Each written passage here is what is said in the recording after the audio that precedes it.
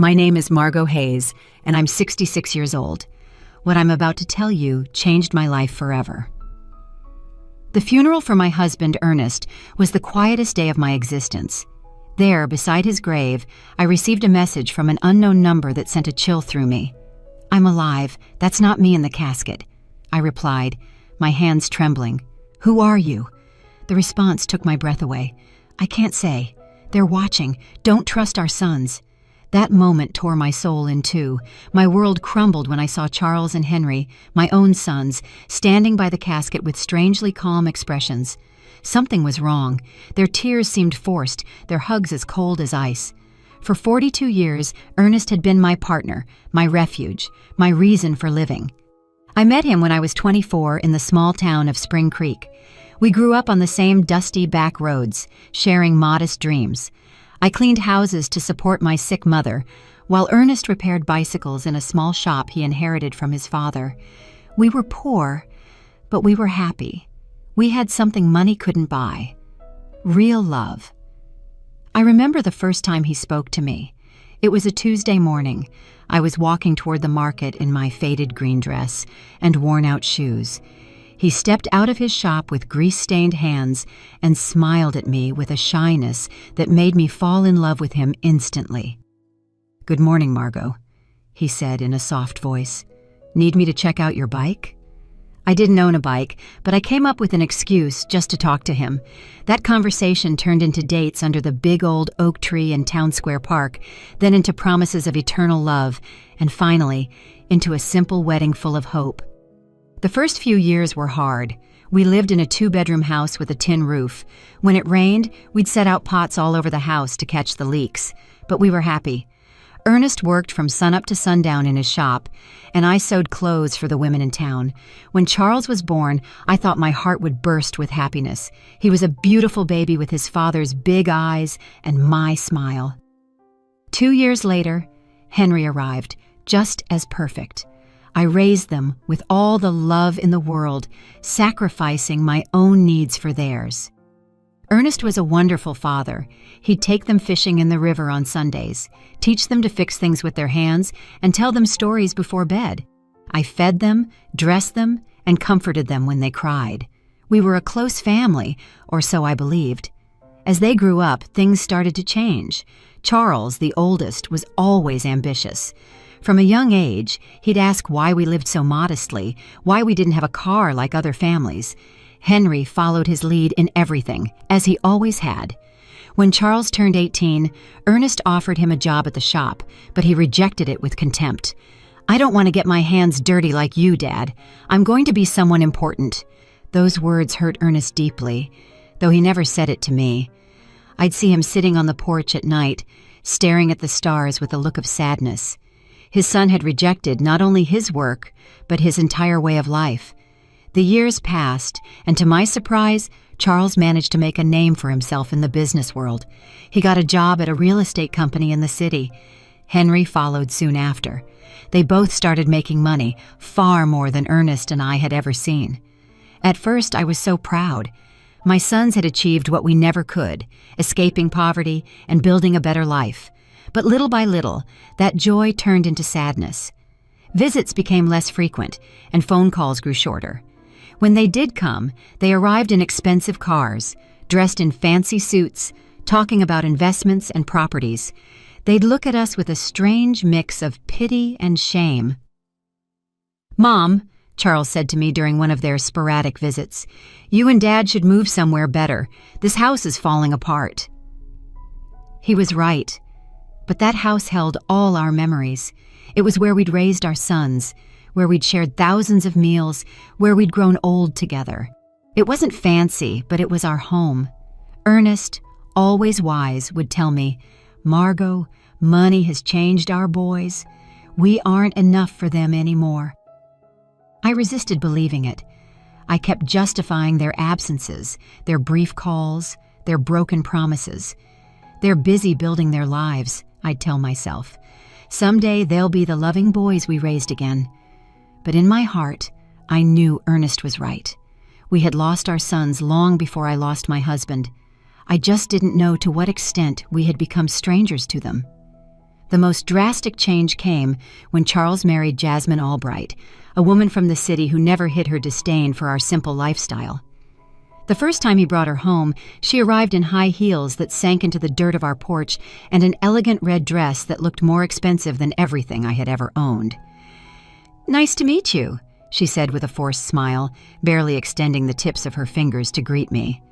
Her eyes scanned our humble home with an expression I couldn't decipher, but that made me feel small. During dinner, Jasmine barely touched the food I had prepared with so much love. She moved the meatloaf around on her plate and cut tiny pieces of chicken, but she ate almost nothing. Charles seemed nervous, constantly apologizing for things he had never been ashamed of before. "Next time, we'll take them out to a restaurant," he whispered to Jasmine, thinking I couldn't hear. But I heard him. Every word pierced my heart like a knife. Henry, for his part, remained single, but adopted the same distant attitude as his brother. His visits were limited to special occasions, and even then, he always seemed to be in a hurry to leave. He was constantly on his phone, closing deals even during our conversations. "Mom, I have to go," he'd always say before it was time. "I have an important meeting early tomorrow." Family Sundays became a distant memory. Christmases grew cold and formal. My sons would bring expensive gifts we didn't need. They'd stay for 2 or 3 hours and then leave with evident relief. Ernest and I grew old alone, comforting each other. He continued to work in his shop, though his hands no longer had the same strength. I continued with my sewing, but my eyes weren't the same. We made do with our small income, proud not to ask for anything from our successful sons. "Do you know what the saddest part is, Margot?" Ernest said to me one night as we drank coffee on the porch. "It's not that they have money. It's that the money has made them believe we aren't important anymore." He was right, as always. My sons hadn't just changed financially. They had changed in their hearts. We were no longer their beloved parents. We were an uncomfortable reminder of a past they wanted to forget. Things got worse when Charles bought a $200,000 house in an exclusive neighborhood in the city. Henry did the same soon after, investing in a luxury condo that cost $150,000. Suddenly, our sons were owners of fortunes we couldn't even imagine. "You should sell this house and move into a retirement community," Jasmine suggested during one of her rare visits. "There are some very nice places for people your age. You'd be more comfortable." The word community hit me like a slap. A retirement community. After 40 years of building our home, after raising these sons with so much love, they wanted to send us to a home. "We don't need a home," Ernest replied with the dignity that always characterized him. "We're fine here in our house." But I saw the expression on Charles and Henry's faces. They supported Jasmine's idea. To them, we were a burden, a problem to be solved in the most convenient way. It was then that the more direct suggestions began. Charles arrived one day with papers in his hand, documents he had prepared without consulting us. "Dad, Mom," he said with that fake smile he had perfected, "I've been thinking about your future. This house is worth, at most, $1,000. If you sell it, I can add some money so you can move somewhere better. A better place." To us, there was no place better than the home where we had been happy for decades. But Charles didn't understand that. For him, everything came down to numbers, to monetary value. "Besides," he continued, "I think Dad should retire from the shop. He's already 70 years old. It's time to rest." Ernest looked at him with infinite sadness. "Son, working isn't a burden for me. It's what keeps me alive, what gives meaning to my days." "But you could get hurt," Henry insisted, backing up his brother as he always did. "At your age, an accident would be very dangerous." Their words sounded caring, but I sensed something more behind them, an impatience, an urgency I couldn't fully grasp. The following months were tense. My sons increased the pressure for us to sell the house. They brought real estate agents without telling us. They had it appraised without our permission. They even began to talk about what would be best for everyone. "Look," Charles said to us during one particularly uncomfortable dinner, "Jasmine and I have decided to have kids soon. We'll need help with the expenses. If you sell the house and move to a smaller place, that money could be an early inheritance. An early inheritance. He was asking for our inheritance while we were still alive. The audacity of the request left me speechless. Ernest remained calm, but I saw his jaw tense. Son, when your mother and I die, everything we have will be yours. But while we're alive, our decisions are our own. Don't be stubborn, Henry cut in, with a harshness I had never seen from him before. You're old now. You can't keep living in the past.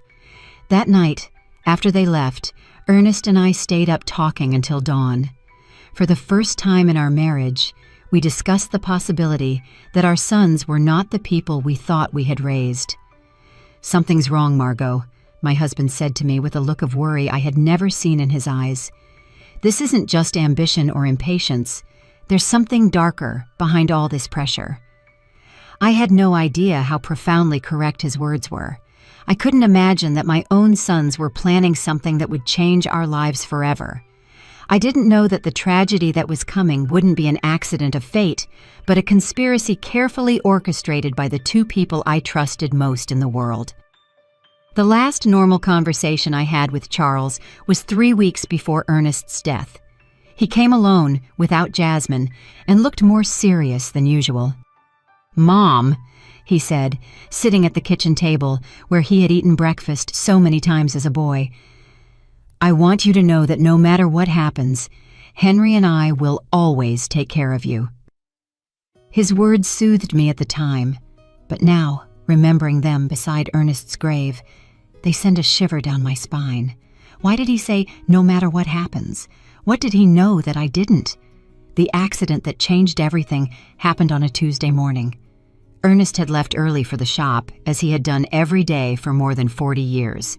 I was in the kitchen preparing his favorite lunch, meatloaf and mashed potatoes, when the phone rang with an urgency that sent a chill through me.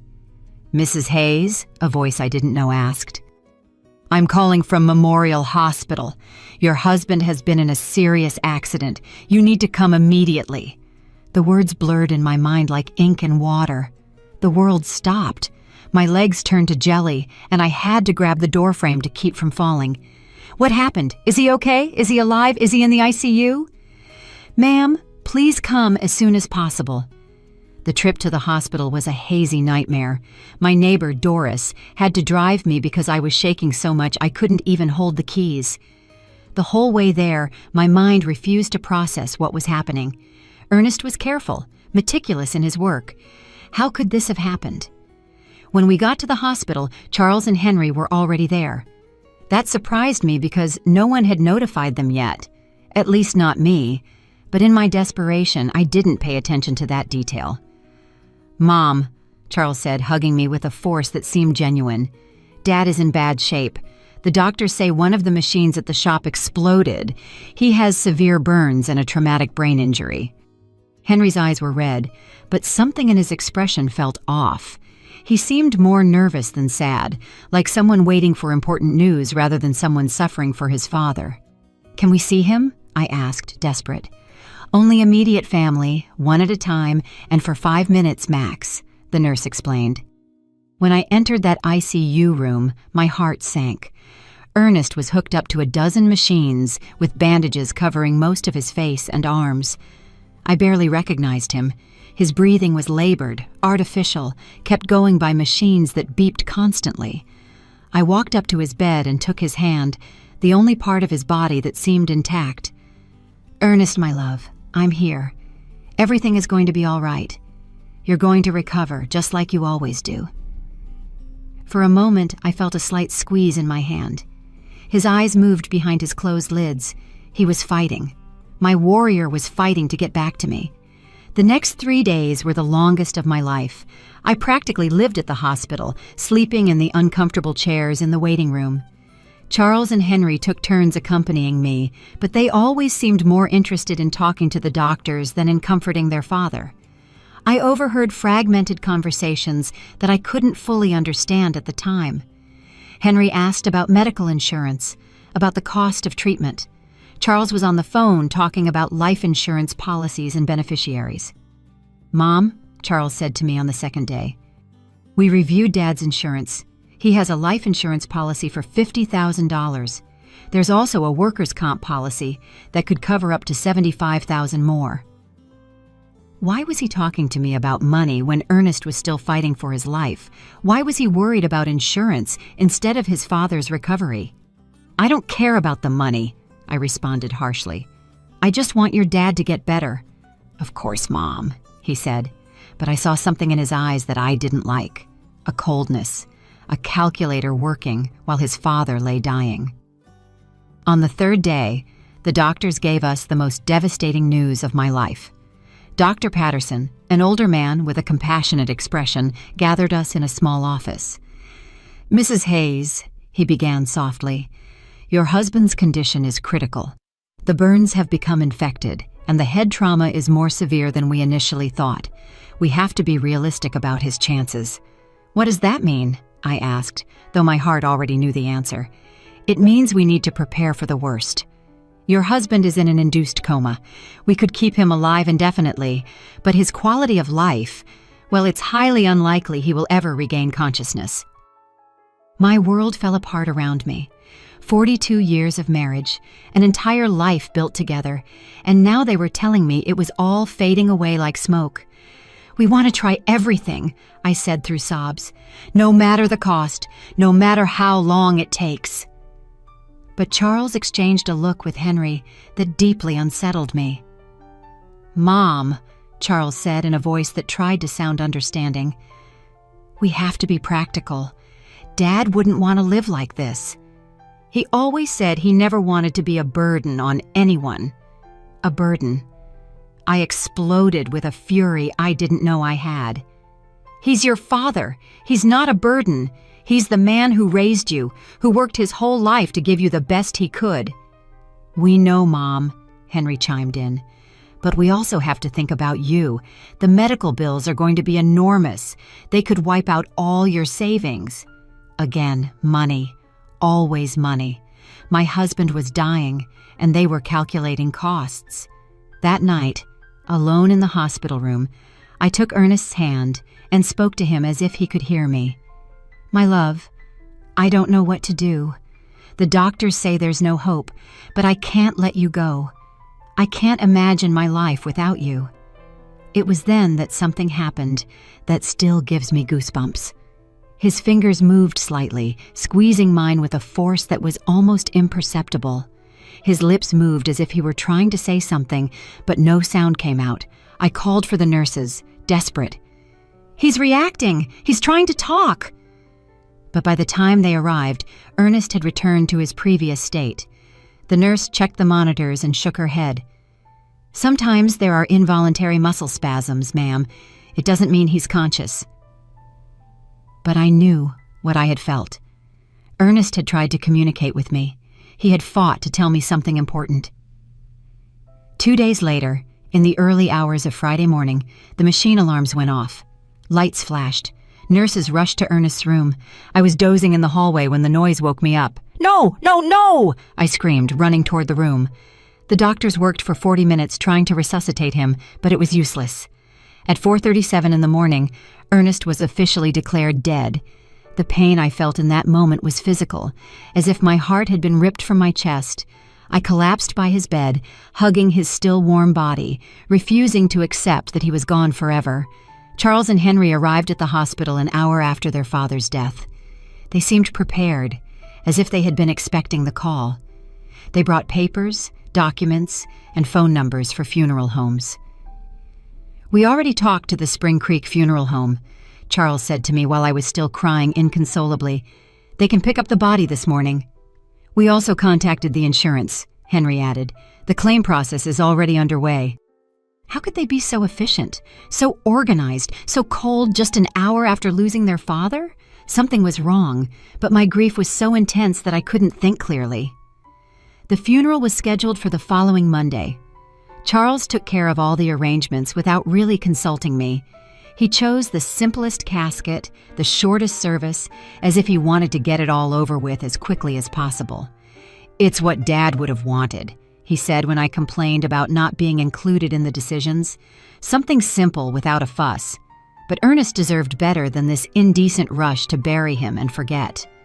The day of the funeral arrived, cloudy and cold, as if the sky itself were crying for Ernest.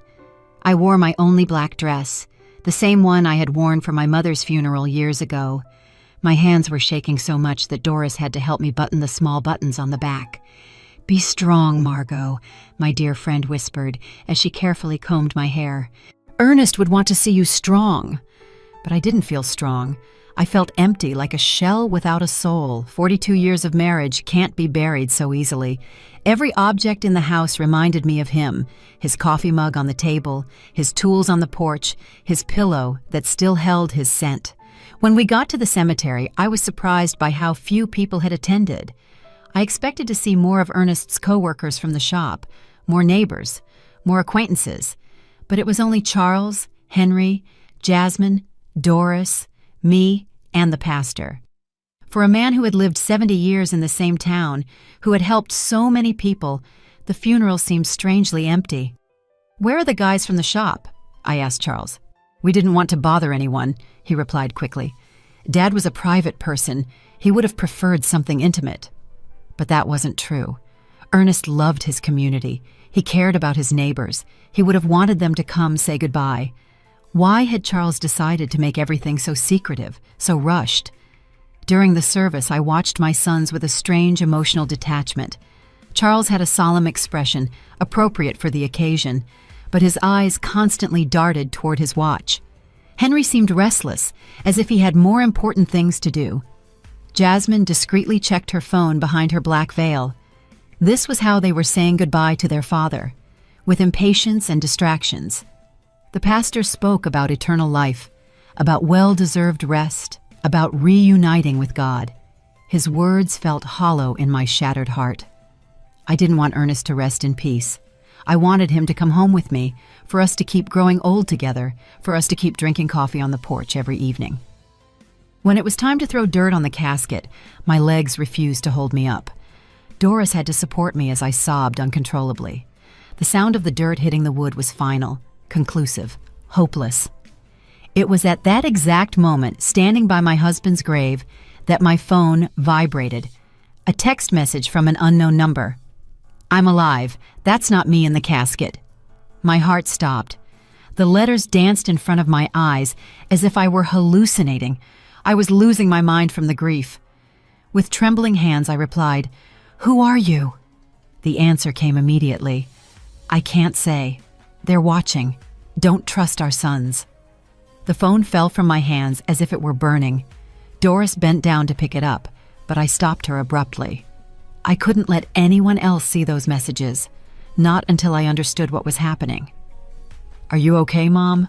Charles asked, approaching with a worried expression. I stared at him, trying to find some clue on his face. His eyes seemed sincere, but now every gesture, every word, every expression felt suspicious. "I'm fine," I lied, putting the phone in my purse. "I just need to go home." On the way back, I couldn't get those messages out of my head. Was it possible that someone was playing a cruel joke at the worst moment of my life? Or was there really a possibility that Ernest was alive? But if he was alive, who had we buried? And if he wasn't alive, who knew enough details about our lives to write something so specific about our sons? That night, alone in my house, which now felt like a tomb, I reviewed every detail of the last few days. Ernest's accident had been strange from the beginning. According to Charles, a machine had exploded in the shop, but Ernest knew every screw and wire in that place. He was meticulous about maintenance, obsessive about safety. Plus, how had my sons gotten to the hospital so quickly if no one had notified them? The hospital had called me first. I was the emergency contact. How did they know about the accident before I did?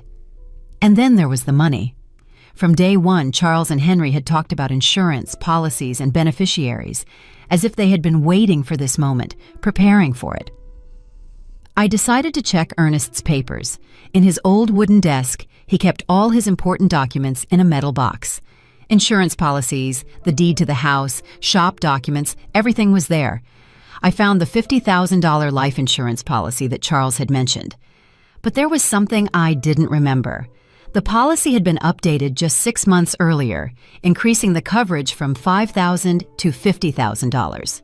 Why had Ernest increased his life insurance? He had never mentioned that change to me, and more importantly, who had suggested he do it? I kept looking and found something even more disturbing.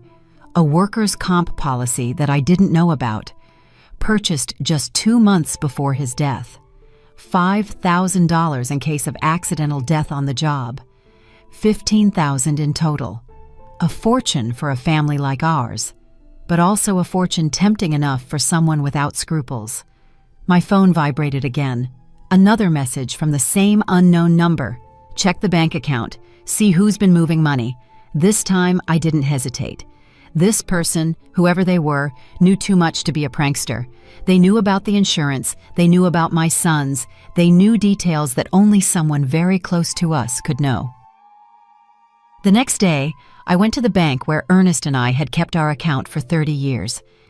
Mrs. Thompson, the manager who had known us forever, greeted me with sincere condolences. "Margot, I'm so sorry about Ernest. He was a good man." "Thank you, Mrs. Thompson. I came to check our accounts. I need to understand our financial situation." She showed me the bank statements from the last 6 months. What I saw froze me. Over the past 3 months, large withdrawals had been made from our savings account. $1,000 in January, $3,000 in February, $4,000 in March. Money that I didn't know had been moved. "Who authorized these withdrawals?" I asked, my voice trembling. "Your husband came in person," Mrs. Thompson explained. "He said he needed the money for repairs at the shop." But I kept the household accounts. I knew exactly how much money we had and what we spent. Ernest had never mentioned expensive repairs at the shop, and we definitely had never talked about withdrawing thousands of dollars from our savings. "Do you have the signatures for those withdrawals?" I asked. She showed me the receipts. Indeed, it looked like Ernest's signature, but something about the handwriting seemed off. It was too shaky, too uncertain for his usually firm, clear script. "Mrs. Thompson," I asked with my heart pounding, "did he come alone to make these withdrawals, or was someone with him?" She thought for a moment. "Now that you mention it, I think he came in with one of your sons once or twice. Charles, I think. He said he was helping his dad with the paperwork because Ernest had trouble reading documents without his glasses." Charles. My son had been involved in money withdrawals I didn't know about, using his father's tired eyes as an excuse. But Ernest saw perfectly well with his glasses, which he never took off during the day. That afternoon, as I looked over the bank receipts again and again, I received another message. The insurance was their idea. They convinced Ernest he needed more protection for you. It was a trap. I could no longer deny the evidence piling up in front of me. The mysteriously increased insurance policies, the unauthorized money withdrawals, Charles's presence in transactions I knew nothing about, his suspicious efficiency in organizing the funeral, his coldness during his father's agony. But the question that terrified me was whether they had really planned Ernest's death, how they had done it, and who was sending me these messages. How did this person know so much about what had happened? The following days became a nightmare of doubt and suspicion. Every one of Charles's smiles, every one of Henry's hugs, every word of condolence felt like a mask hiding something sinister. But I needed more proof before I could accept a truth as horrible as the one taking shape in my mind. My phone kept receiving messages from the mysterious number. "Go to Ernest's shop. Look in his desk. There are things you didn't see." I decided to go to the shop for the first time since the accident. Charles had said a machine had exploded, but when I got there, I found something completely different from what I expected. The shop was strangely clean, too clean to have been the scene of an explosion. There were no burn marks on the walls, no debris, no signs of the destruction that such a serious accident should have caused. "Where is the machine that exploded?" I asked out loud. I looked all over the shop and found every machine in its place, working perfectly. The welder, the compressor, the electric saw, all were intact. What then had been the cause of the accident? In Ernest's desk, I found something that sent a chill through me. A note written in his handwriting, dated 3 days before his death. Charles insists I need more insurance. He says it's for Margot, but something doesn't feel right. I don't trust his intentions. Below that note was another. Henry brought me some papers to sign. He says they're to modernize the shop, but I don't understand what it's about. Why all the hurry? My husband had had suspicions. He had intuited the evil intentions of our sons, but he had died before he could tell me. I kept searching and found an envelope sealed with my name on it. I opened it with trembling hands. It was a letter from Ernest. My dearest Margot, if you are reading this, it means something has happened to me. In recent months, I've noticed strange changes in Charles and Henry. They're too interested in our money, in the insurance, in us selling the house. Jasmine is putting a lot of pressure on them. Yesterday, Charles told me I should be more concerned about my safety because at my age, any accident could be fatal. I don't know why, but those words sounded like a threat. I love you, Margot. If something happens to me, don't trust anyone blindly, not even our sons. The letter fell from my hands. Ernest had sensed his own death. He had seen the signs that I, blinded by maternal love, had ignored. That night, Charles came to visit me. He arrived with a bottle of wine and a smile that now seemed completely fake. "Mom, I've been thinking about your future," he said, pouring himself a glass without asking if I wanted one. "The insurance money. It's already in process. It'll be $15,000. "How do you know the exact amount?" I asked, feigning innocence. "Well, I helped Dad with the insurance paperwork. He wanted to make sure you had enough money to live comfortably." A lie. Ernest had never wanted to increase the insurance. According to his own note, he had been pressured by Charles. "And what do you think I should do with that money?" I asked, carefully watching his reaction. His eyes lit up with a glint that gave me a chill. "You could buy a smaller, cozier house, or even better, move into a nice retirement community where you'd have company and medical care. Henry and I could manage your money to make it go further." "Manage my money. We just want to take care of you, Mom. At your age, it's easy to get scammed or make bad financial decisions.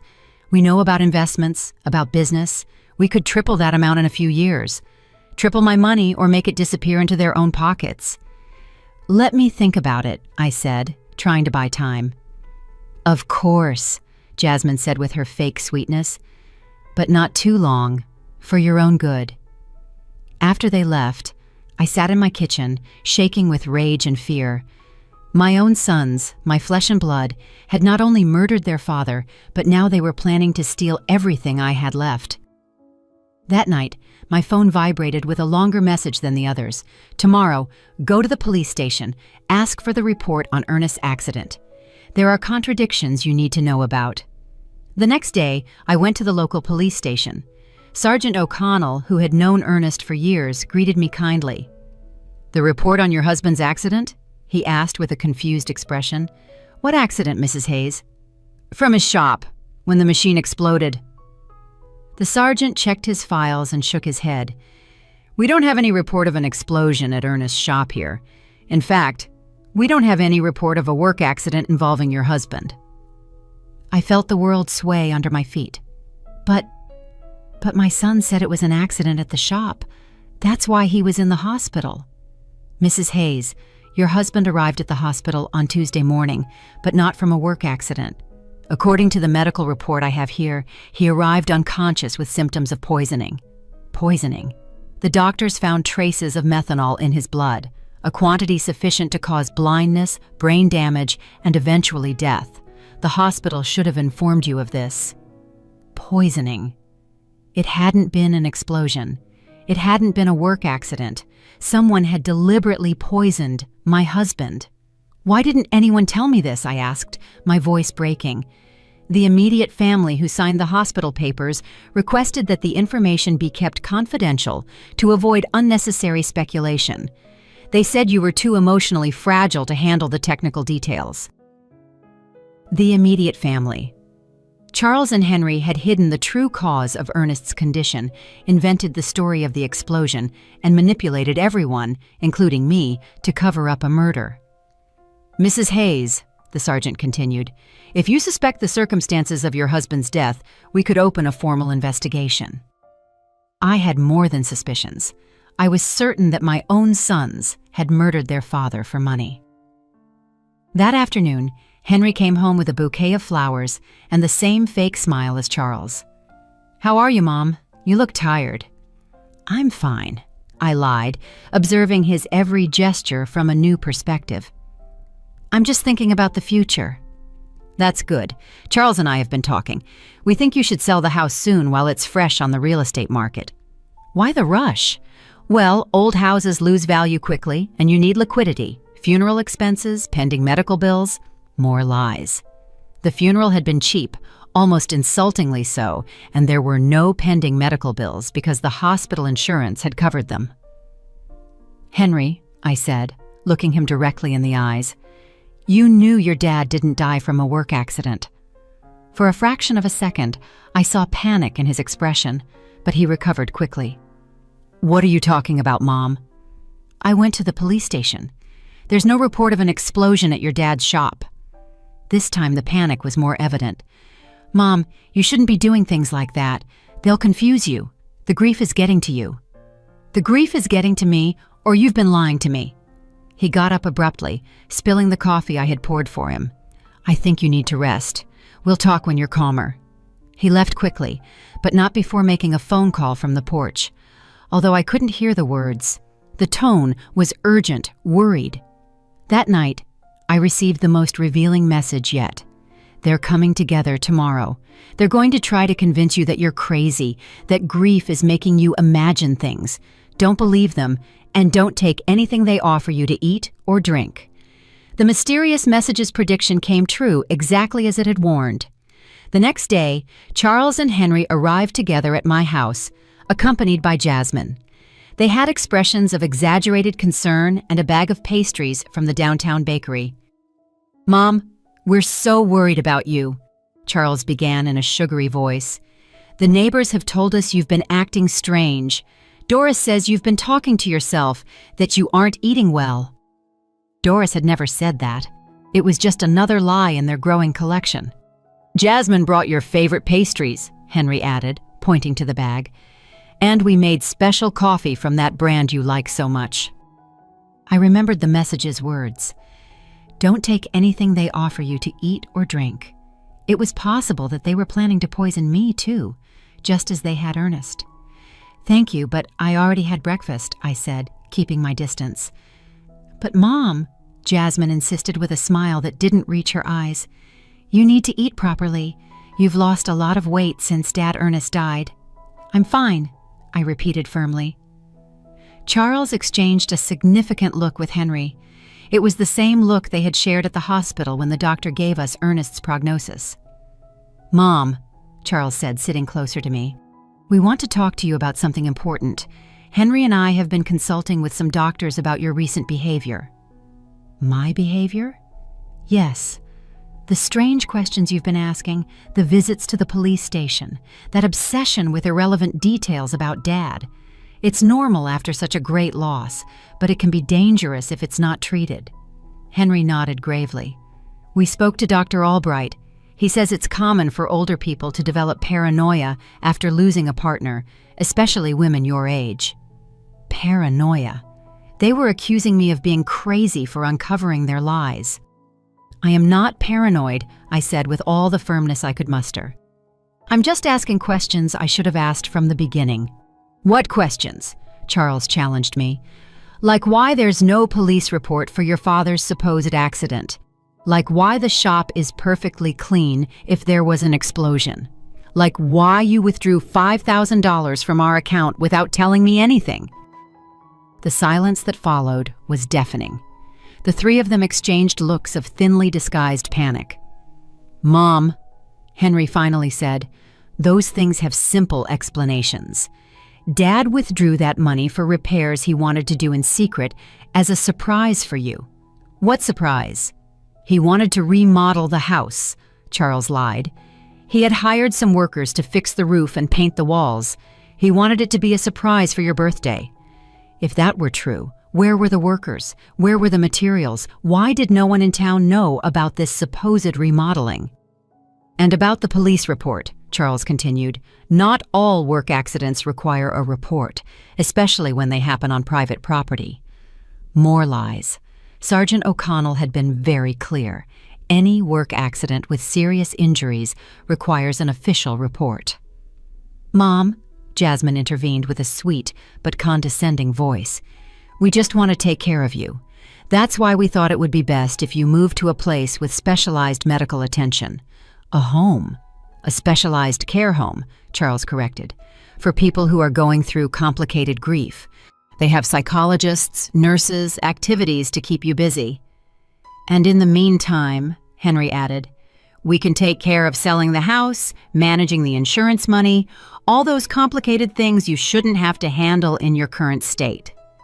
There it was, the complete plan. Declare me mentally incompetent, put me in a home, and take control of all my money.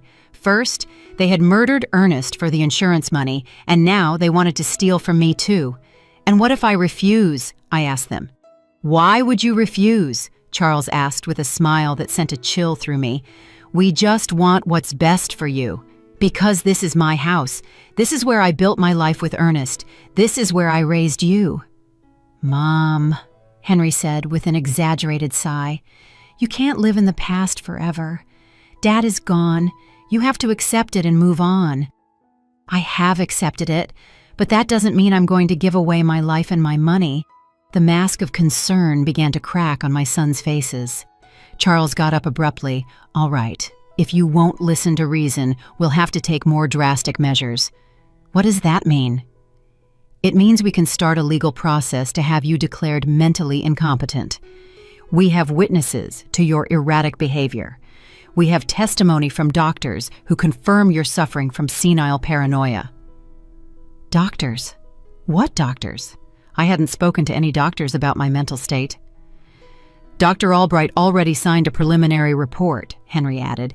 "He says that based on our descriptions of your behavior, it's likely you need specialized care." A doctor who had never examined me had signed a report about my mental state based only on what my sons had told him. How much had it cost them to buy that false evaluation? "So you can cooperate voluntarily," Charles continued, "or we can do it legally. But either way, you're going to get the help you need." It was a direct threat. If I didn't hand over my money voluntarily, they would use the legal system to steal it from me. "I need time to think about it," I told them, trying to buy time. "Of course," Jasmine said with her false sweetness, "but not too much time, for your own good." After they left, I sat in my kitchen, trembling with rage and fear. My own sons, the blood of my blood, had not only murdered their father, but now they were planning to steal everything I had left. That night, my phone vibrated with a message longer than the others. "Margot, this is Stephen Callahan, a private investigator. Ernest hired me 3 weeks before he died because he was suspicious of Charles and Henry. They poisoned him with methanol mixed in his breakfast coffee. I have audio evidence of their conversations planning everything. Tomorrow at 3 in the afternoon, go to the corner cafe. Sit at the back table. I'll be there."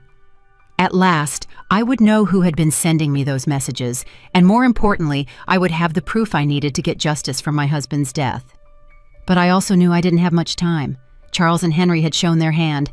If I didn't act fast, I'd end up locked in a home while they spent the money that had cost Ernest his life. The war had begun, and even if I was a 66-year-old woman against 2 ruthless men, I had something they didn't: the truth. And the truth, sooner or later, always finds a way to come out. That night, for the first time since Ernest's death, I smiled, because I knew my husband had not died in vain. His caution, his instinct, his decision to hire a private investigator was going to allow me to get justice. Charles and Henry had seriously underestimated their mother. They were about to discover that a woman fighting for the memory of her murdered husband is a force more powerful than all their greed combined. The next day arrived, filled with nervousness and anticipation. I dressed carefully, choosing my most serious purple dress, the one I wore for important occasions. If I was going to meet the man who could give me the answers I needed, I wanted to be prepared for any revelation. At 2:30 in the afternoon, I walked toward the corner cafe with determined but cautious steps. Every shadow looked suspicious. Every person on the street could be a spy sent by my sons.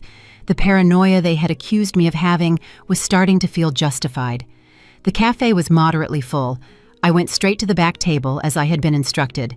I ordered a chamomile tea and waited, my hands trembling slightly on the worn wooden table. Exactly at 3 on the dot, a man in his 50s approached my table. He was tall and gray-haired, with intelligent eyes and a serious but kind expression. He was carrying a brown folder under his arm. "Mrs. Hayes?" he asked in a low voice. I nodded, not yet trusting my voice. "I'm Stephen Callahan. I'm so sorry for your loss." Ernest was a good man. He sat down across from me and placed the folder on the table. "Before I show you what I have, I need you to know that what you're about to hear and see is going to be very painful. Are you ready?" "I've been getting ready since I received your first message," I replied, with a firmness I didn't know I had. Stephen opened the folder and took out a small voice recorder. "Ernest came to see me a month ago. He was worried about his son's behavior. He hired me to investigate them discreetly." He pressed the play button.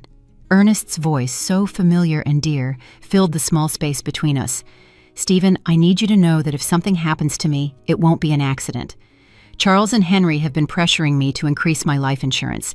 Yesterday, Charles brought me papers he said were to better protect Margot. But when I read them, I realized there were also clauses that directly benefited them. My heart sped up. Hearing Ernest's voice was like having him back for a few minutes, but his words confirmed my worst suspicions. The recording continued. "Henry has been asking strange questions about my daily routine, what I eat for breakfast, what time I leave the house, if Margot comes to the shop with me. He says it's out of concern, but something about the way he asks worries me." Stephen paused the recording. "This conversation was 3 weeks before his death, but I have something more recent." He played another recording, this time with Charles's voice in the background talking on the phone. "No, we can't wait any longer. The old man is starting to get suspicious. Yesterday he asked me why I was so interested in his insurance. Yes, I already have the methanol. It works perfectly because the symptoms look like a heart attack or a stroke. No, Mom won't be a problem.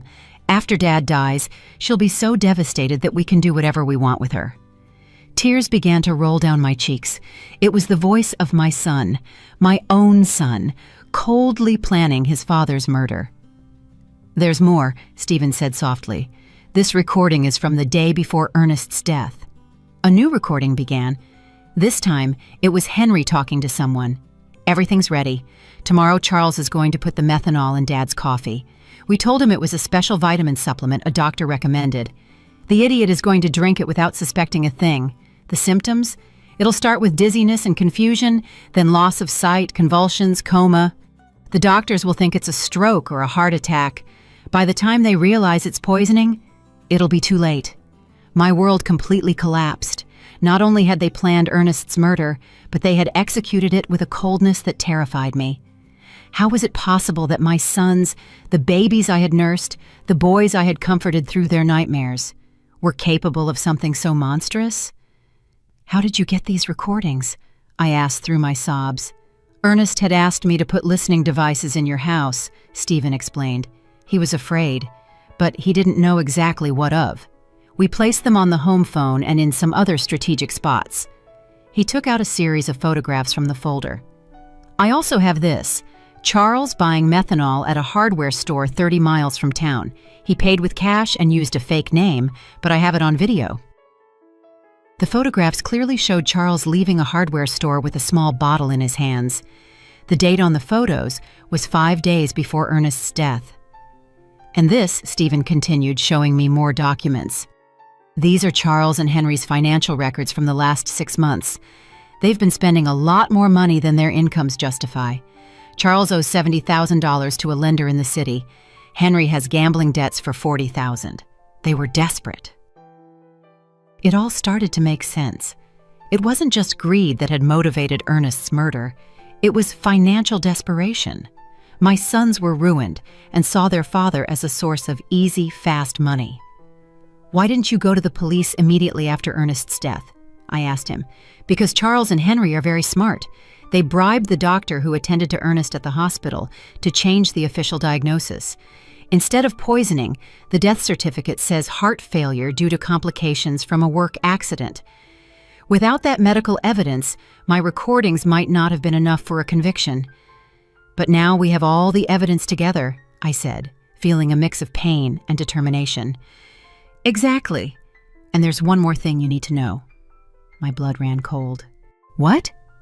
"Your sons were planning to kill you too." Stephen played one last recording, this time with Charles and Henry's voices together. "Once we have Dad's insurance money, we need to get rid of Mom too," Charles said. "We can't risk her getting suspicious or anyone else putting ideas in her head." "How?" Henry asked. "The same as with Dad, but this time we can make it look like a suicide from depression. A widow who can't live without her husband. Nobody would question it. And the money? We're her only heirs. Everything would be ours. The house, the savings, the insurance money, almost $200,000 in total." The recording stopped. I was shaking uncontrollably. My sons had not only murdered their father, but they were planning to murder me as well, all for money. "Mrs. Hayes," Stephen said gently, "I know this is devastating, but we have enough evidence to make them pay for what they did. What do we do now?" I asked, wiping my tears. "First, we need to go to the police with all this evidence. Sergeant O'Connell is an honest man. He's not involved in the corruption. Second, we need to act fast. Your sons are planning to have you declared mentally incompetent tomorrow. If they succeed, it will be much harder to proceed legally." "Tomorrow?" "Yes, I intercepted a phone conversation this morning. They're meeting with Judge Miller at 10 in the morning to start the mental incapacitation process." I got up from the table with a determination I hadn't felt in weeks. "Then, we have to act tonight." "Exactly," Stephen confirmed. "But first, there's one more thing I want to show you." He took one last photograph from the folder. In it, Ernest was leaving a medical clinic I didn't recognize. 3 days before he died, your husband went to get a full medical exam at a clinic in the city. The results show that he was perfectly healthy. There were no signs of heart disease, his blood pressure was normal, everything was perfect. This definitively proves that his death was caused by poisoning, not by natural health problems. That was the final piece of evidence we needed. Ernest had been a healthy man, murdered by his own sons. "Stephen," I said, taking his hand, "thank you for keeping your promise to my husband. Now, let's get justice." That same night, Stephen and I went directly to the police station. Sergeant O'Connell was working the night shift that week, which was perfect for our purposes. When we arrived, it was 8 in the evening, and the station was relatively quiet. "Sergeant O'Connell," I said in a firm voice, "I need to file a formal complaint for the murder of my husband, Ernest." The sergeant looked at me with surprise. "Murder? Mrs. Hayes, the death certificate says he died from heart complications after a work accident." "The death certificate is false," I replied, placing Stephen's folder on his desk. "My husband was deliberately poisoned with methanol by our own sons." For the next 2 hours, Stephen and I presented all the evidence. The audio recordings, the photographs of Charles buying methanol, the bank documents showing the unauthorized withdrawals, Ernest's medical results proving his perfect health, and finally, the recorded conversations where my sons confessed to both their father's murder and their plans to kill me. Sergeant O'Connell listened to each recording with an increasingly serious expression. When we finished, he leaned back in his chair and shook his head in disbelief. This is monstrous," he murmured. "Are you sure you want to go through with this, Mrs. Hayes? Once we arrest your sons, there's no turning back." "Sergeant," I replied, with all the dignity I could muster, "those men murdered my husband in cold blood for money. They were planning to murder me too. They are no longer my sons. They are criminals who must pay for their crimes. We'll need the medical examiner to exhume Ernest's body to confirm the presence of methanol," the sergeant explained. "Are you prepared for that?" "Do whatever is necessary," I replied without hesitation. Sergeant O'Connell immediately called the district attorney. Despite the late hour, the seriousness of the case led the DA to come to the station personally. After reviewing all the evidence, he immediately authorized arrest warrants for Charles and Henry. "We'll proceed at dawn," the DA explained to us. "We need to make sure we have all the evidence before they can destroy any additional proof." Stephen walked me home that night. "Are you sure you'll be okay alone?" he asked with concern. "I'll be fine," I replied. "After everything I've discovered, I'm no longer afraid. I have justice on my side." I couldn't sleep that night. I stayed up sitting in the kitchen, looking at the photographs of Ernest we had on the walls. For the first time since his death, I didn't feel only pain. I felt a strange mix of sadness and satisfaction, knowing that justice for his murder was coming soon. At 6 a.m, my phone rang. It was Charles. "Mom, you need to come to Henry's house right away. Something terrible has happened." "What happened?" I asked, feigning concern. "It's better if I explain it in person. Please, come quickly." I knew it was a trap. After hearing the recordings the night before, I knew they were planning to move up their plans to get rid of me, but I also knew the police were already on their way to arrest them. "I'm on my way," I lied. Instead of going to Henry's house, I stayed in my kitchen, waiting. At 7:30 in the morning, I saw from my window as several police cars headed toward my son's houses in different directions. My phone rang repeatedly for the next hour. First Charles, then Henry, both with increasingly desperate voices asking where I was, but I didn't answer any calls. At 9 in the morning, Sergeant O'Connell knocked on my door. "Mrs. Hayes, we've arrested Charles and Henry. They are in police custody, charged with first-degree murder and conspiracy to commit murder." I felt my legs tremble, but this time it wasn't from fear, it was from relief. "How did they react?" I asked. "Charles denied everything at first, but when we played the recordings for him, he collapsed. Henry tried to escape through the back window of his house. We had to chase him for 6 blocks. That afternoon, Jasmine came to see me. She arrived sobbing, pleading, completely different from the cold, calculating woman I had known. "Mrs. Hayes, please, you have to drop the charges against Charles. He's not bad. He was just desperate because of his debts. This is my fault too. I pressured him a lot to find money." I looked at her without a trace of compassion. "Jasmine, your husband poisoned my husband. He was planning to murder me too. There is no explanation or justification for that." "But we're family," she screamed in desperation. "Think about what this is going to do to the family." "The family died the day you decided to kill Ernest for money," I replied coldly. "Now please, leave my house." 3 days later, the exhumation of Ernest's body was carried out. The lab results confirmed exactly what Stephen had discovered: lethal levels of methanol in his system, enough to cause all the symptoms he had experienced before his death. The case became a sensation throughout the town.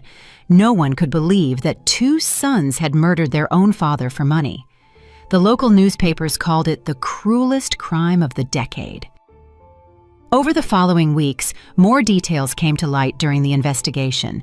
Charles really owed $7,000 to illegal lenders who had started threatening him with violence. Henry had lost $5,000 in underground gambling dens and was also facing threats. They had seen Ernest's life insurance money as their only salvation, but their greed had led them to increase the policies so dramatically that it had aroused their own father's suspicion. We also discovered that the doctor who had falsified the death certificate had received $5,000 in cash from Charles. He was also arrested for obstructing justice and falsifying official documents. Stephen explained all the details of the plan Ernest had made with him. "Your husband was smarter than his sons believed. He knew something bad was coming, but he didn't know exactly what. He hired me not only to investigate Charles and Henry, but also to protect you if something happened to him. Did he know they were going to kill him?" I asked. "Not exactly," Stephen said, but he suspected his life was in danger. That's why we installed the recording devices. That's why we documented everything. He wanted to make sure that if something happened to him, the truth would come to light. My Ernest, even in his final days, had been protecting me. He had anticipated our son's betrayal and had taken steps to ensure that justice would prevail. The trial was scheduled to begin in 2 months. Both Charles and Henry faced charges of first-degree murder, which in our state carried a sentence of 25 years to life. The day of the trial arrived after 2 months of intense legal preparation. The courtroom was completely full. Reporters from several regional newspapers had come to cover what was already known as the case of the killer sons. The whole town was there. Neighbors, former co-workers of Ernest, even people I barely knew, but who wanted to witness this historic moment of justice.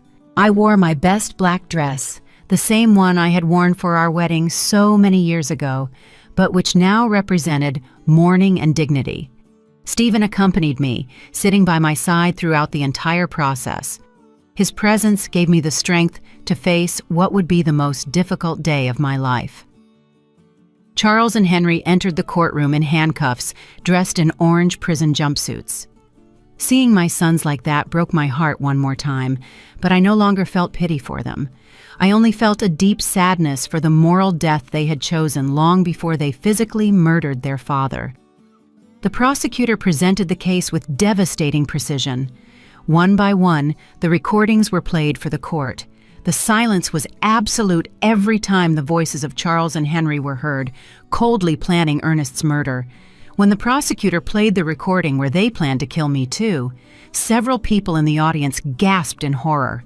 One elderly woman got up and left the courtroom crying. I couldn't blame her. It was difficult to process such cruelty.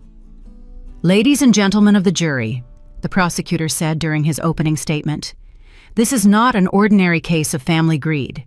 This is a case of cold and calculated premeditation, where 2 men decided to murder the father who had raised them with love and sacrifice simply because they needed money to pay off their gambling debts and irresponsible loans."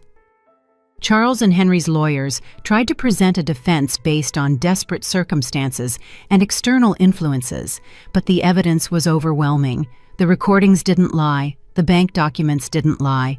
The forensic evidence of the methanol in Ernest's body didn't lie. When it was my turn to testify, I walked to the stand with trembling legs, but a clear mind. I had been waiting for this moment for months. "Mrs. Hayes," the prosecutor asked me, "can you tell us what your relationship was like with your sons before your husband's murder?" "I thought I had a good relationship with them," I replied, looking directly at Charles and Henry. "I raised them with love. I sacrificed everything for their well-being. Their father worked from sunup to sundown to give them the best we could. I never imagined that love and sacrifice would become the reason for his murder." "At any point, did you suspect they could harm your husband?" "No. That is the most painful part of all this. I trusted them completely. When they told me Ernest had an accident at his shop, I believed them. When they organized the funeral so quickly, I thought they were being efficient in their grief. I never imagined they were covering up a murder." Charles lowered his head during my testimony. Henry looked at me defiantly, but I saw tears in his eyes. Too late for tears. Too late for regret.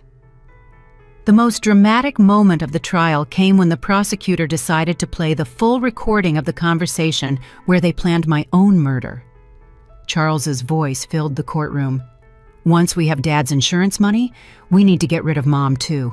We can't risk her getting suspicious." A murmur of horror swept through the audience.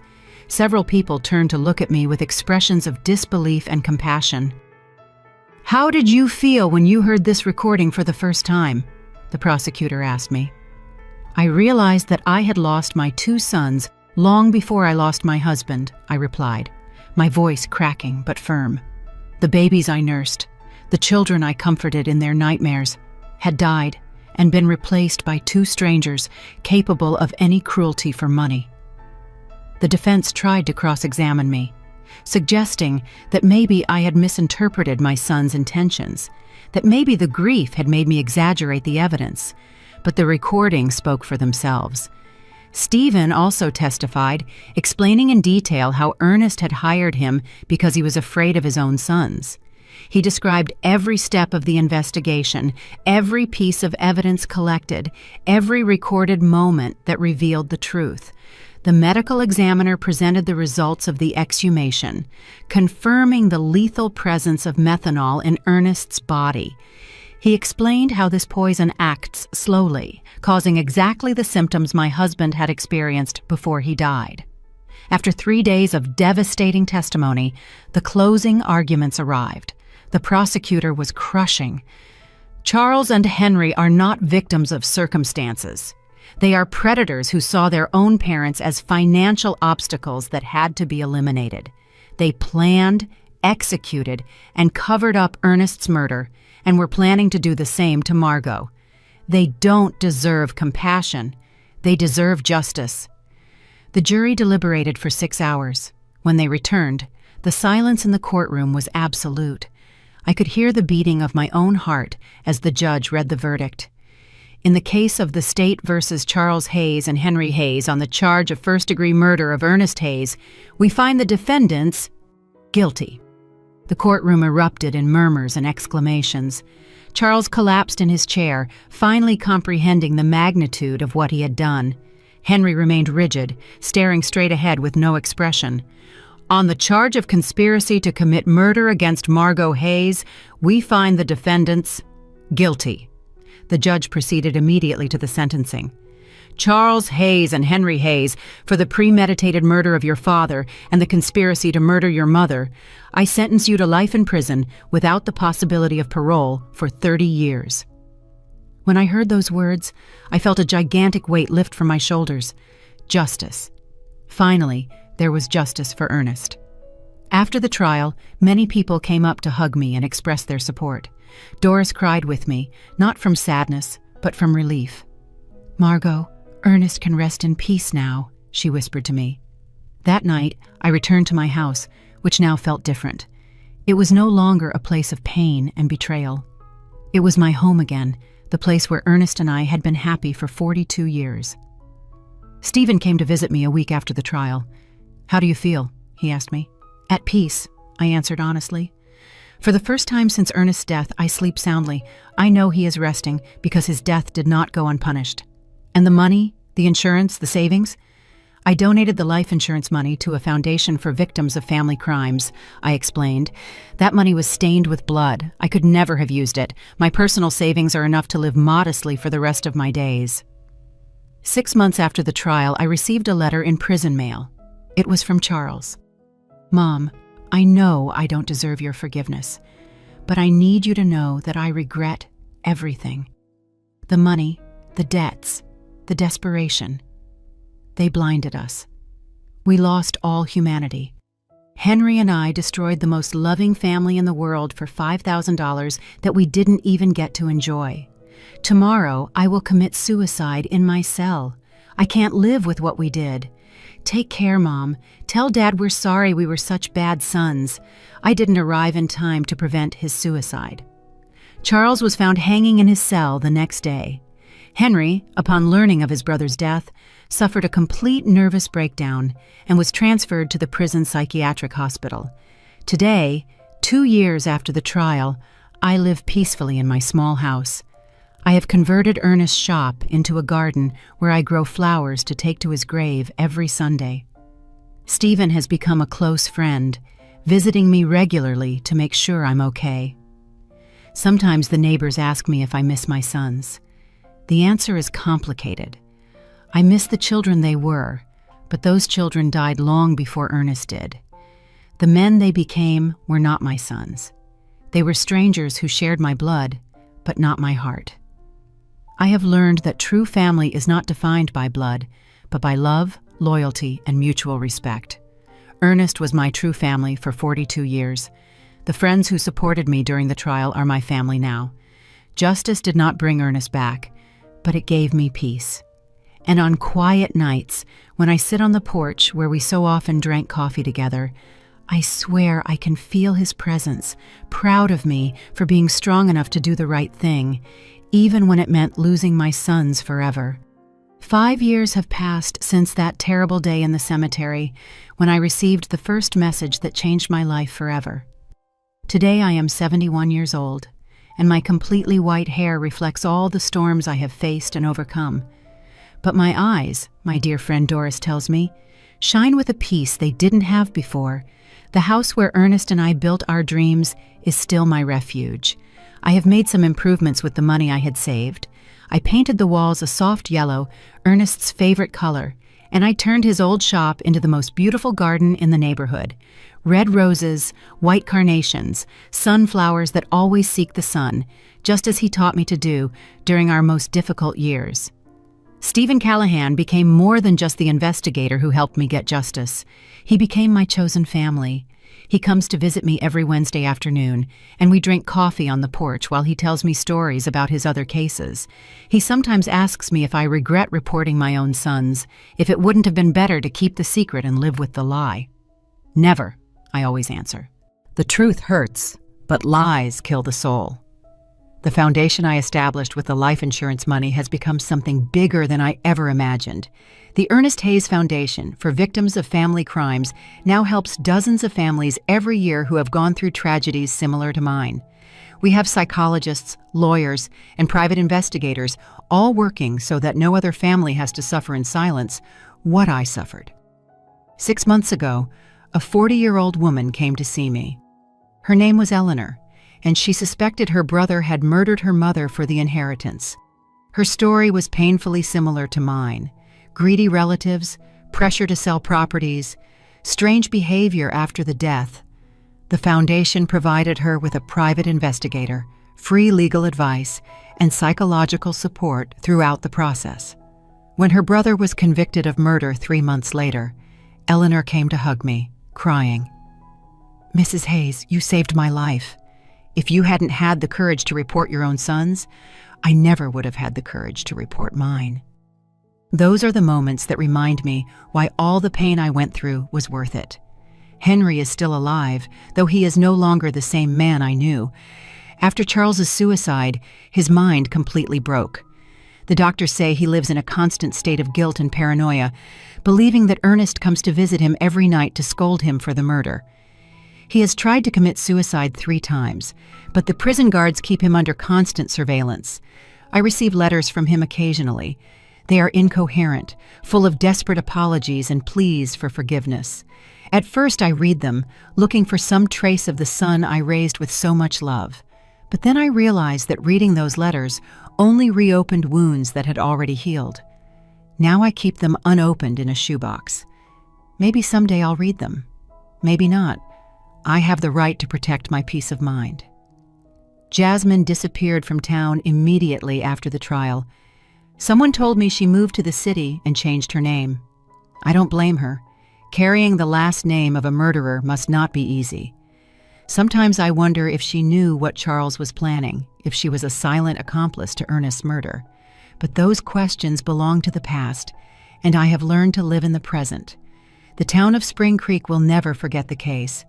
It has become a local legend, a story that parents tell their children as a warning about greed and betrayal.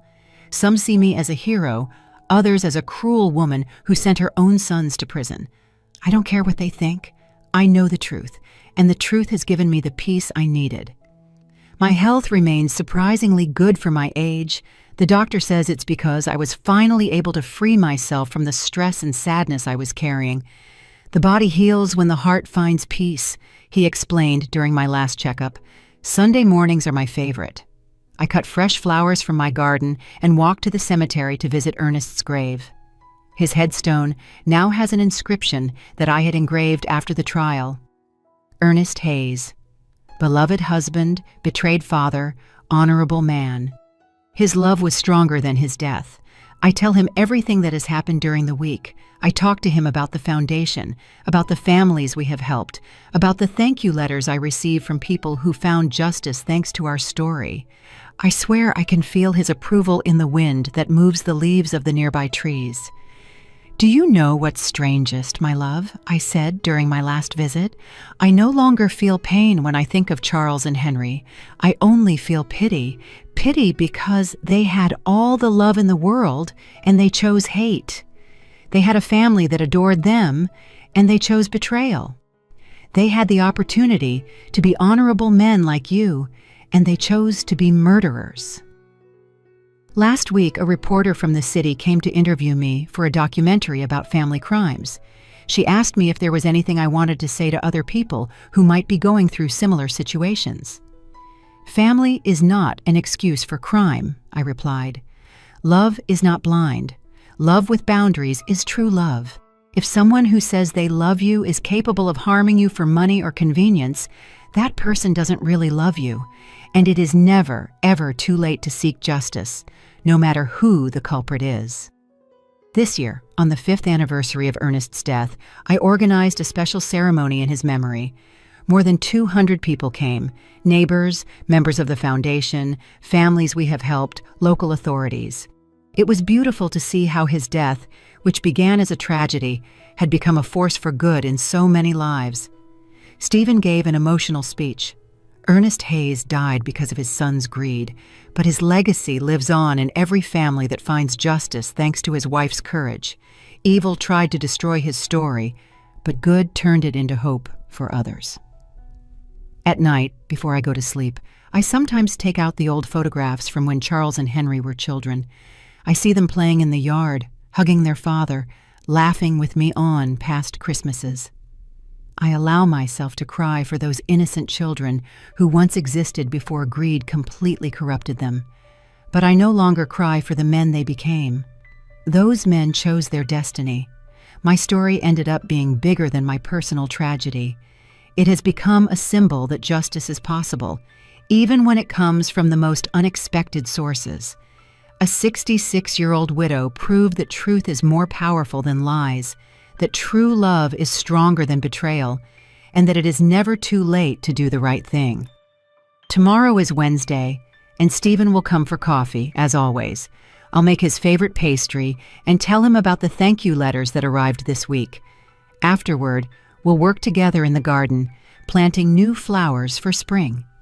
Life goes on, more simple but more authentic than before. I have learned that true family is not about shared blood, but about shared values, mutual respect, and a love that never turns into harm. Ernest, wherever you are, I hope you know that I kept the promise I made to you by your grave that terrible day. I found the truth, I sought justice, and I turned our pain into hope for others. Your death was not in vain, my love. Did you like my story? And which city are you listening from? Let's meet in the comments. If you like the story, you can support me by sending a super thanks so I can keep bringing more stories like this. Thank you so much for your sweet support. I'm looking forward to your comments on the story. On the screen, you can see 2 new life stories that I highly recommend. There's so much more on my channel. Don't forget to subscribe. See you in the next life story with love and respect. Thật lòng mà nói, cảm giác đó là hoàn toàn hợp lý. Bởi vì những câu chuyện này không chỉ là giải trí, chúng gắn với lịch sử thật, những khó khăn thật, những cảm xúc thật, nên mình luôn cố gắng không bao giờ tiếp cận chúng một cách hời hợt. Mọi thứ trên kênh này, dù là hư cấu, đều được xây dựng từ sự cẩn trọng, từ việc học hỏi, từ việc lắng nghe, từ việc cố gắng thấu hiểu. Dù mình biết rằng mình sẽ không bao giờ hiểu hết được tất cả mọi thứ, và điều đó rất là quan trọng với mình, bởi vì mình không ở đây để nói thay ai cả. Mình cũng không ở đây để thay thế cho tiếng nói của bất kỳ ai. Mình ở đây như một người kể chuyện, một người tin rằng nếu câu chuyện được kể bằng sự tôn trọng và chân thành thì nó có thể tạo ra sự kết nối thay vì chia rẽ. Và điều đó thực sự có ý nghĩa với mình. Mình cũng muốn bạn biết rằng mình luôn học hỏi. Mỗi bình luận, mỗi góc nhìn, mỗi phản hồi mình đều đọc, đều suy nghĩ và cố gắng cải thiện. Vì vậy nếu có điều gì mình làm chưa tốt, mình luôn sẵn sàng lắng nghe. Không phải để tranh luận, không phải để bảo vệ cái tôi, mà là để hiểu hơn và làm tốt hơn. Bởi vì cuối cùng, kênh này không phải là chỉ về mình. Nó là về những gì chúng ta có thể cùng cảm nhận được. Là về một không gian nơi tình yêu không bị giới hạn bởi màu da, bởi định kiến hay bởi những khuôn mẫu mà xã hội đặt ra. là về việc cho thấy rằng sự kết nối, một sự kết nối thực sự có thể tồn tại ngay cả trong những hoàn cảnh mà người ta nghĩ là không thể. Và có lẽ thế giới này cần nhiều điều đó hơn nữa, nhiều sự thấu hiểu hơn, nhiều sự đồng cảm hơn, nhiều sự cởi mở hơn để nhìn nhau như những con người trước khi nhìn vào sự khác biệt. Vì vậy, khi bạn xem xong video này, mình không chỉ muốn bạn nhớ câu chuyện, mình muốn bạn nhớ cảm giác mà nó mang lại, những khoảnh khắc khiến bạn dừng lại, những khoảnh khắc khiến bạn suy nghĩ, bởi vì chính những điều đó mới thực sự có ý nghĩa. Nó nhắc chúng ta rằng dù chúng ta khác nhau về xuất phát điểm, về văn hóa, về trải nghiệm, chúng ta vẫn có thể kết nối với nhau theo những cách vượt qua tất cả những điều đó. Và đó là một điều rất mạnh mẽ. Nếu câu chuyện này đã chạm đến bạn, dù chỉ một chút thôi, thì cảm ơn các bạn rất nhiều vì đã ở lại đây với mình. Cảm ơn các bạn vì đã lắng nghe, đã cảm nhận và đã là một phần của không gian này. Và mình hy vọng các bạn sẽ tiếp tục đồng hành cùng mình trong những câu chuyện tiếp theo. Những câu chuyện về tình yêu, về sự can đảm và về sức mạnh của việc dám kết nối trong một thế giới đầy rào cản. Hẹn gặp lại các bạn ở những câu chuyện tiếp theo. Hãy giữ cho trái tim mình luôn rộng mở và đừng bao giờ đánh giá thấp sức mạnh của một tình yêu dám vượt qua mọi giới hạn.